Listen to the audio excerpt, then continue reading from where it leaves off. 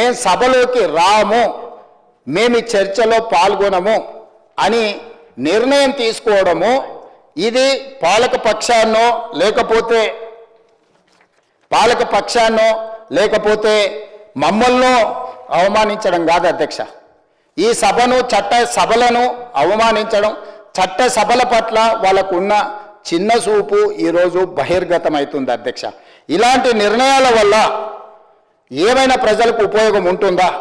అదేవిధంగా పత్రికా సమావేశాలలో వాళ్ళే మాట్లాడిండ్రు అధ్యక్ష. నేను కొన్ని అంశాలను ఇష్టం లేకపోయినా ఇక్కడ ప్రస్తావించదలుచుకున్నా.